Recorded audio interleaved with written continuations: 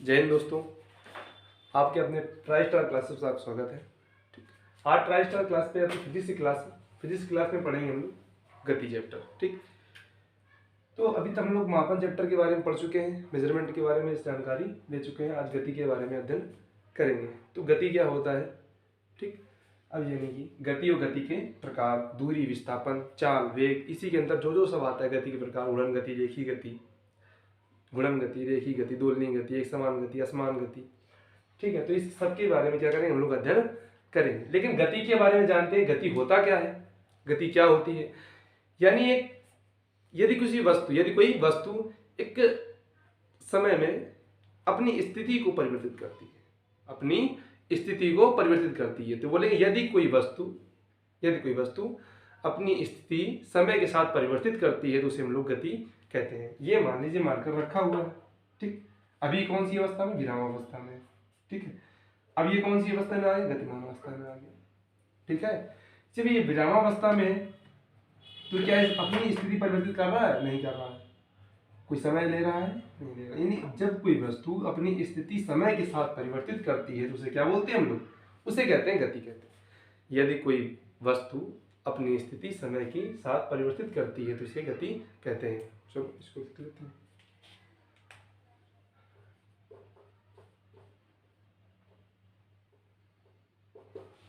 यदि किसी वस्तु की स्थिति समय के साथ परिवर्तित होती है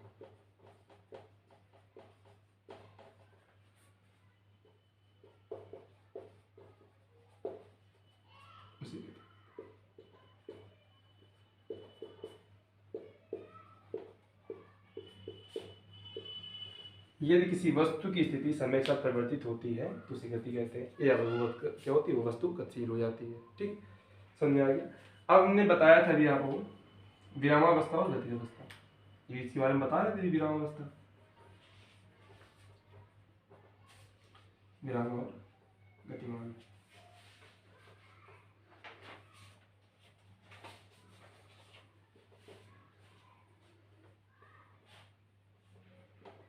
अब यहां पर क्या होगा, गति में क्या हो रहा है कि वस्तु की स्थिति समय के साथ बदल रही है। वस्तु की स्थिति क्या हो रही है, समय के साथ क्या हो रही है, परिवर्तित हो रही है। अब विरामावस्था और गतिमान अवस्था में क्या होता है, विरामावस्था में ना तो वस्तु की स्थिति परिवर्तित हो रही है, ठीक है, तो जाहिर सी बात है, यानी जहां वस्तु की स्थिति समय के साथ परिवर्तित नहीं होती है उसे हम लोग बोलते हैं विरामावस्था। जहां वस्तु की स्थिति समय के साथ परिवर्तित नहीं होती उसे बोलते हैं विरामावस्था। ठीक, जहां वस्तु की स्थिति समय के साथ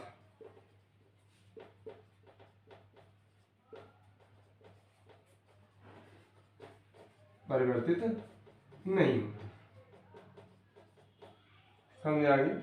जहां वस्तु की स्थिति समय के साथ परिवर्तित नहीं होती उसे बोलते विरामावस्था। मैंने एग्जांपल आपको दिया था कि ये मार्कर रखा है, अभी ये कोई अवस्था में विरामावस्था में है, गतिमान अवस्था में तो है नहीं। ये कौन सी अवस्था में है, विरामावस्था में। अब ये हमारा गतिमान अवस्था में हुआ। ठीक, तो जहां वस्तु अपनी समय के साथ कोई स्थिति परिवर्तित नहीं करता है तो हमारा आ जाएगा विरामावस्था के अंतर्गत। और हमारा गति भी यही होता है कि यदि कोई वस्तु अपनी स्थिति समय के साथ परिवर्तित करती है तो उसे बोलते हैं हम लोग गति अवस्था, यदि गतिमान अवस्था। ठीक है, अब गतिमान अवस्था में आ जाता है हमारा,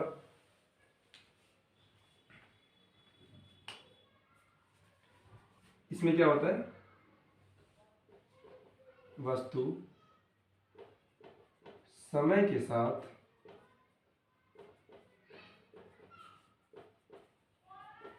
अपनी स्थिति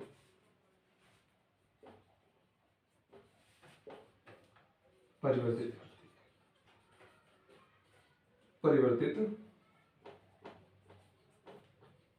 करती है। ठीक, इसमें क्या होता है, वस्तु अपनी स्थिति समय के साथ परिवर्तित करती है। चलो इसको दोबारा देख लेते हैं। गति क्या होता है, मैंने गति पढ़ा है। गति क्या होता है, यदि किसी वस्तु की स्थिति समय के साथ परिवर्तित होती है उसे गति कहते हैं। यदि किसी वस्तु की स्थिति समय के साथ परिवर्तित होती है तो उसे क्या बोलते हैं, गति कहते हैं। विरामावस्था क्या होता है, जहां वस्तु की स्थिति समय के साथ परिवर्तित नहीं होती उसे बोलते हैं विरामावस्था। जहां वस्तु की स्थिति समय के साथ परिवर्तित नहीं होती उसे विरामावस्था बोलते हैं। अब गतिमान अवस्था में आती है। गतिमान अवस्था में क्या होता है? गतिमान अवस्था में वस्तु की स्थिति समय के साथ परिवर्तित होती है, विराम अवस्था में समय के साथ परिवर्तित नहीं होती, और गतिमान अवस्था में वस्तु की स्थिति समय के साथ परिवर्तित होती है। ठीक है, सभी को समझ में आ गया होगा। जिसको समझ में नहीं आया है वो अपना कमेंट कर सकता है, बता सकता है, तो उसकी समस्या का समाधान यहाँ पर किया जाएगा। और चैप्टर की पीडीएफ आपको हमारे टेलीग्राम चैनल पर ट्राई स्टार पर मिल जाएगी। चैप्टर की पीडीएफ जो चैप्टर पढ़ाया जाएगा उसकी पीडीएफ आपको टेलीग्राम चैनल पर मिल जाएगी। टेलीग्राम का चैनल हमारा ट्राई स्टार क्लासेस के नाम से ही है, जो आपको वीडियो की डिस्क्रिप्शन में दे दिया जाएगा। ठीक, तो वीडियो के डिस्क्रिप्शन में जाना, वो लिंक को टच करना तो आपको टेलीग्राम चैनल पर सीधे आएंगे, जिसमें आपको सभी के पीडीएफ मिल जाएंगी। फिजिक्स के साथ साथ अन्य क्लासों की पीडीएफ उसमें मिलेंगी। ठीक है, इतना समझ में आ गया। अब गति के प्रकार आते हैं।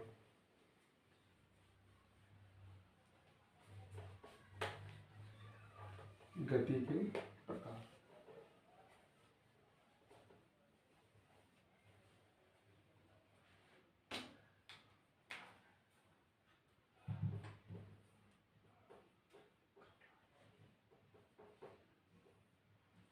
पहला क्या? रेखीय गति।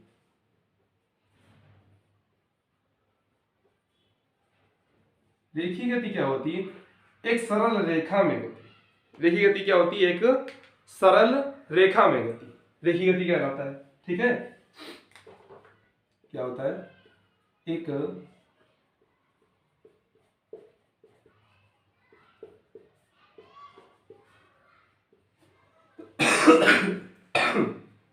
एक सरल रेखा में गति।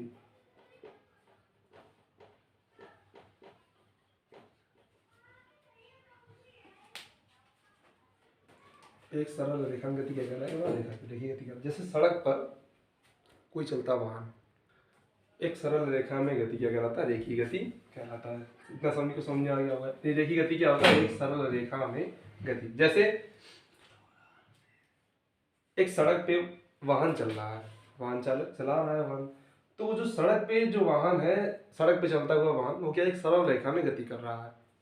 सड़क पर चलता हुआ वाहन क्या कर रहा है? वो एक सरल रेखा में गति कर रहा है। ठीक, अब अगला हमारा आएगा, इसमें लिख देते हैं उदाहरण में।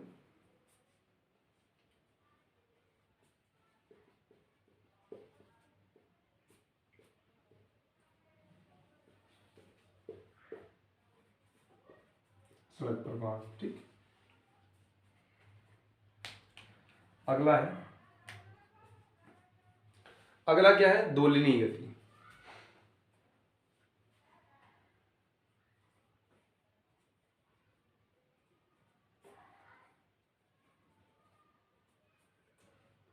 दोलिनी गति क्या होता है? दोलिनी गति क्या होता है? एक निश्चित बिंदु मानकर, एक निश्चित बिंदु मानकर इधर उधर ऊपर नीचे गति करना दोलिनी गति कहलाता है। क्या कहलाता है? एक निश्चित बिंदु मानकर इधर उधर ऊपर नीचे गति करना दोलिनी गति कहलाता है। ठीक, माना जैसे कि एक पेंडुलम देखा है आपने, ये बिंदु है,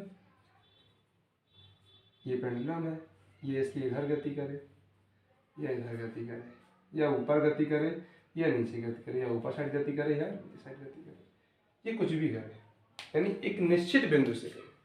एक निश्चित बिंदु से ऊपर नीचे इधर उधर गति करना हमारा क्या कहलाएगा? दोलिनी गति कहलाएगा। जैसे हमारा घड़ी का पेंडुलम, पेंडुलम क्या होता है? इस प्रकार वो गति करता है। ठीक है, दर्शन में आ गया सभी को।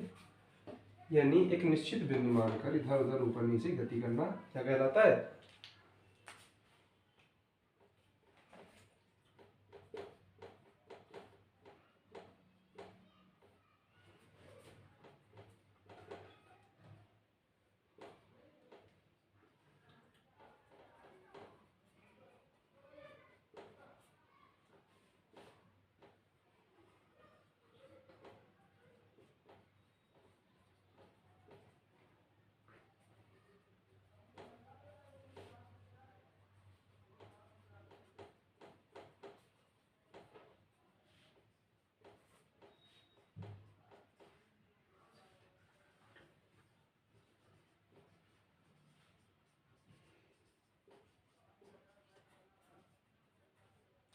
एक निश्चित बिंदु मानकर इधर उधर ऊपर नीचे गति करना दोलनी गति कहलाता है, जैसे पेंडुलम।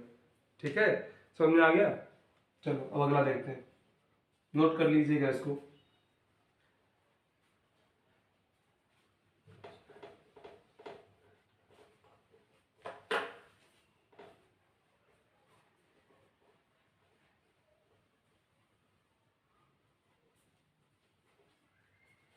अगला है घूर्णन गति। घूर्णन गति क्या होता है?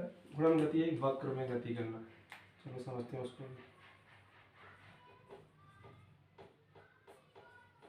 घूर्णन गति क्या होता है? ठीक, घूर्णन गति क्या होता है? यदि कोई गतिमान वस्तु एक वक्र रेखा में गति करती है, उसे घूर्णन गति कहते हैं।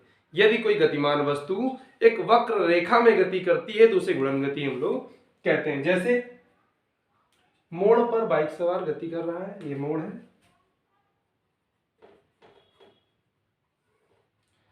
ठीक है, ये मोड़ है, तो इस पर क्या है, ये बाइक सवार यहाँ पर गति कर रहा है, तो इसलिए हमारी क्या होगी, वक्र रेखा पर गति करना हमारा घूर्णन गति कहलाता है।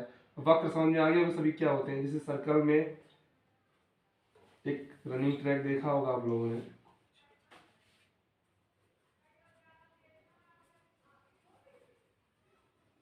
इस प्रकार से ट्रैक बना होता है, इसमें ये हमारे क्या है, वक्र है। ठीक, तो यहाँ पर जब गति होती है इसे हम लोग घूर्णन गति बोलते हैं। घूर्णन गति होती क्या है, सभी को समझ में आ गया होगा इसके माध्यम से। घूर्णन गति क्या होती है? यदि कोई गतिमान वस्तु किसी वक्र रेखा पर गति करती है तो उसे क्या बोलते हैं हम लोग?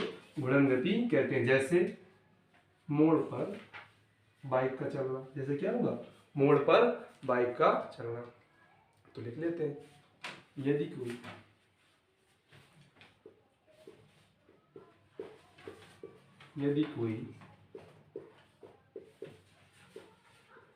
गतिमान वस्तु एक वक्र रेखा में गति करती है तो उसे क्या बोलते हैं हम लोग? तो उसे घूर्णन गति कहते हैं। तो उसे घूर्णन गति कहते हैं, समझ आ गया? जैसे मोड़ पर एक चालक गाड़ी चला रहा है, मोड़ पर, सड़क के मोड़ गाड़ी चला रहा है, समझ आ गया? तो जितना मैंने पढ़ाया उतना भी सबको आ गया समझ में? नहीं आया? रेखी गति पढ़ाई क्या होता है? एक सरल रेखा में गति करना। रेखी गति क्या होता है? एक सरल रेखा में गति करना। दोलिनी गति क्या होता है? एक निश्चित बिंदु मानकर इधर उधर ऊपर नीचे गति करना, क्या कहलाता है? दोलिनी गति के अंतर्गत आता है। घूर्णन गति क्या होता है? घूर्णन गति यदि कोई गतिमान वस्तु एक वक्र रेखा में गति करती है, यदि कोई गतिमान वस्तु एक वक्र रेखा में गति करती है तो उसे घूर्णन गति कहते हैं। यदि कोई गतिमान वस्तु एक वक्र रेखा में गति करती है तो उसे घूर्णन गति कहते हैं। सभी को समझ में आ गया? गति किसे कहते हैं? यदि कोई वस्तु की स्थिति समय के साथ परिवर्तित होती है तो वस्तु कैसी होती? गतिशील होती है। यदि कोई वस्तु की स्थिति समय के साथ परिवर्तित होती है उसे गतिशील वस्तु कहते हैं, या उसे गति। विरामावस्था और गतिमान अवस्था क्या होता है? विरामावस्था में क्या होता है? वस्तु की स्थिति समय के साथ परिवर्तित नहीं होती। विरामावस्था में वस्तु की स्थिति समय के साथ परिवर्तित नहीं होती है। गतिमान अवस्था में होता है क्या, कि वस्तु की स्थिति समय के साथ परिवर्तित होती है। रेखी गति क्या होता है? रेखी गति में एक सरल रेखा में गति करना रेखी गति कहलाता है। दोलिनी गति क्या होता है? दोलिनी गति में क्या होता है? एक निश्चित बिंदु मानकर इधर उधर ऊपर नीचे गति करना हमारा क्या कहलाता है? दोलिनी गति कहलाता है। जैसे पेंडुलम। घूर्णन गति क्या होता है? यदि कोई गतिमान वस्तु एक वक्र रेखा में गति करती है, यदि कोई गतिमान वस्तु एक वक्र रेखा में गति करती है तो हमारा वो क्या कहलाता है? घूर्णन गति। जैसे मोड़ पर बाइक या एक ट्रैक पर वक्र में क्या धावक दौड़ रहा हो, वो हमारा किसके अंतर्गत आएगा? घूर्णन गति के अंतर्गत आएगा। ठीक, समझ में आ गया इतना सभी को? चलो ठीक, साफ करते हैं इसको।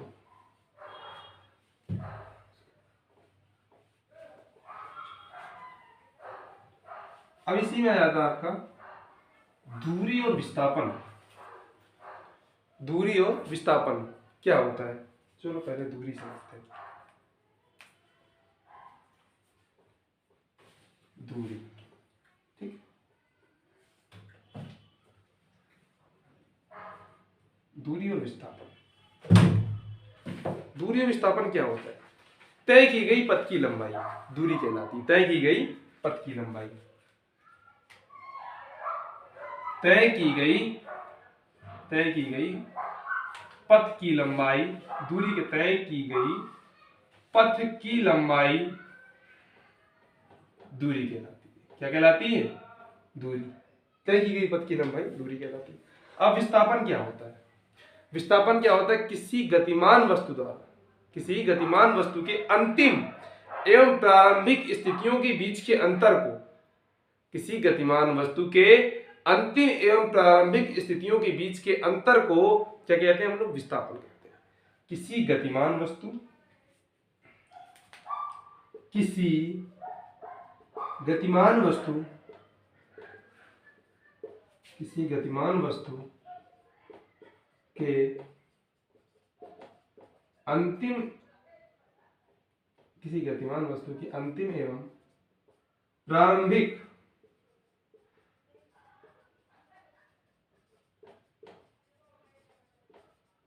स्थितियों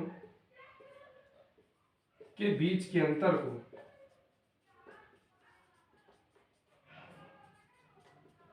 क्या बोलेंगे? किसी गतिमान वस्तु के अंतिम एवं प्रारंभिक स्थितियों के बीच के अंतर को विस्थापन कहते हैं। दूरी क्या होती? तय की गई पथ की लंबाई। किसी गतिमान वस्तु द्वारा तय की गई पथ की लंबाई हमारी दूरी कहलाती है। विस्थापन क्या होता है? किसी गतिमान वस्तु के अंतिम एवं प्रारंभिक स्थितियों के बीच के अंतर को हम लोग कहते हैं। अब अच्छा, विस्थापन में क्या होता है? विस्थापन में हमें एक न्यूनतम दूरी लेनी होती है। विस्थापन में क्या होता है? न्यूनतम दूरी लेनी होती है। जैसे चलो इधर समझते हैं पहले। ये है,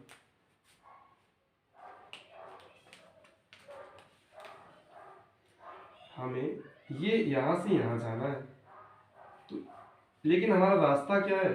रास्ता ये है यहां जाने का। यहां जाने का रास्ता क्या है? ये बिंदु ए है, ये बिंदु बी है। ए से बी जाने का रास्ता क्या है? ये। और हमारा रास्ता है इसकी ये 2 किलोमीटर, 4 2 4, ठीक है।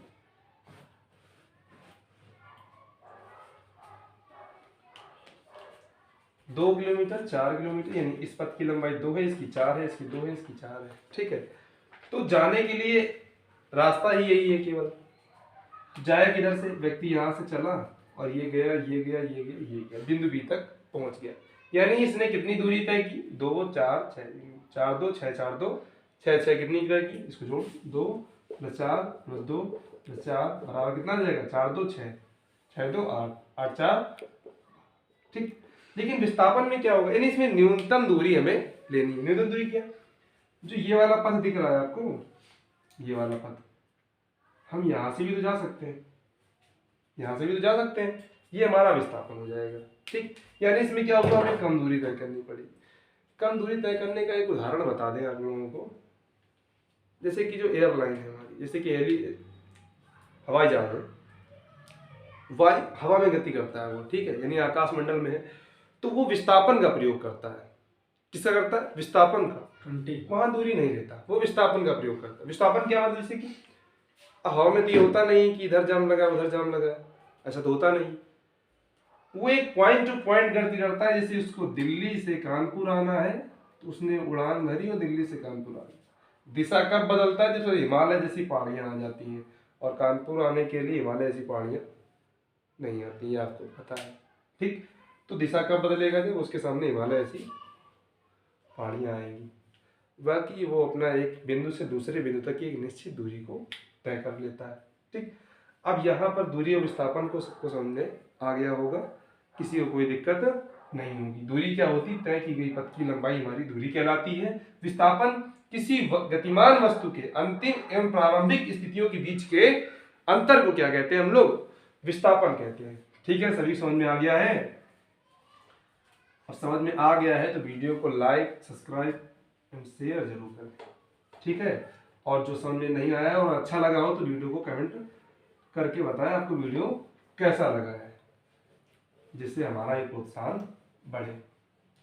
और इसके नोट्स जो आपकी परीक्षाओं में आने की क्वेश्चन है उसके नोट्स आपको पीडीएफ बनाकर टेलीग्राम चैनल पर आपके डाल दिए जाते हैं। ठीक है, तो टेलीग्राम चैनल हमारा है ट्राई स्टार क्लासेस, जो आपके वीडियो के डिस्क्रिप्शन लिंक में आपको मिल जाएगा। लिंक पे टच करते ही आप हमारे टेलीग्राम चैनल पर पहुंच जाएंगे और आपको उस पर पीडीएफ मिल जाएगा। जो चैप्टर पढ़ाया जाएगा उसके एग्जाम में आने वाले क्वेश्चन जो आए हैं, जो उपयोगी क्वेश्चन हैं, सभी आपको वहाँ पर मिलेंगे। ठीक, तो धन्यवाद एंड नमस्कार, जय हिंद, और जुड़े रहिए हमारे ट्राई स्टार क्लासेस पर। आपका सहयोग चाहिए।